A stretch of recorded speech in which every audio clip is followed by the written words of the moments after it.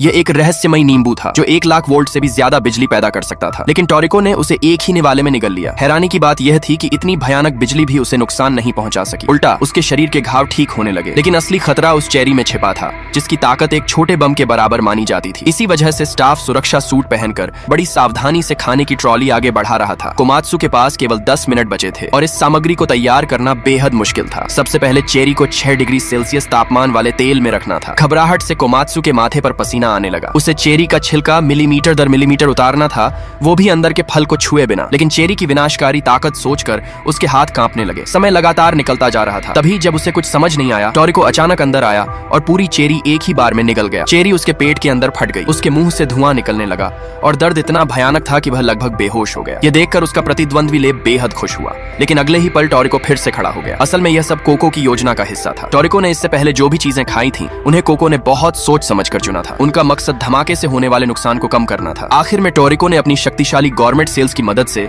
शरीर की क्षति को तेजी से ठीक कर लिया। अब टोरिको की टीम को लेब के साथ सामग्री बदलने का मौका मिला। कोको ने लेब का 200 पॉइंट वाला लाइटनिंग लेमन ले लिया और बदले में अपना पांडा देने की पेशकश की। सब लोग हैरान रह गए। अगर लेब पांडा स्वीकार कर लेता तो टोरिको की टीम हार जाती, लेकिन लेब का चेहरा उतर गया क्योंकि वह कोको की असली योजना समझ चुका था, अपनी ऊर्जा बचाकर आखिर तक टिके रहना। आखिरकार लेब ने उस कार्ड को छोड़ दिया। अब टेबल पर अल्ट्रा इलेक्ट्रिक जहरीले केले को छोड़कर केवल कुछ ही सामग्री बची थी। बाकी सब की वैल्यू बहुत कम थी। लेब ने बिना देर किए वही केला चुन लिया। उसमें मौजूद बिजली टोरिको के खाए हुए नींबू से 100 गुना ज्यादा थी। एक सामान्य इंसान के लिए उसका एक निवाला भी तुरंत मौत साबित होता, लेकिन लेब बिल्कुल नहीं डरा क्योंकि वह इस सामग्री को संभालने की खास तकनीक जानता था। उसने आसानी से केला खा लिया, 180 पॉइंट हासिल किए और फिर से टोरिको पर 130 पॉइंट की बढ़त बना ली। दूसरी तरफ टेबल पर बची सभी चीजों की कुल वैल्यू सिर्फ 80 पॉइंट थी। मतलब टोरिको सब कुछ खा भी ले तो भी वह लेब से आगे नहीं निकल सकता था। लेब जोर से हंसने लगा। उसे पूरा यकीन था कि टोरिको अब नहीं जीत सका, लेकिन कोको ने हार नहीं मानी। टोरिको ने लगातार 3 और सामग्री खाई, फिर भी दोनों के बीच 60 पॉइंट का अंतर बना रहा। अब टेबल पर सिर्फ एक चीज बची थी, एक बेहद जहरीला आलू। उसका जहर पफरफिश से 100 गुना ज्यादा खतरनाक था। अब लेब के पास केवल 2 विकल्प थे, या तो हार मान ले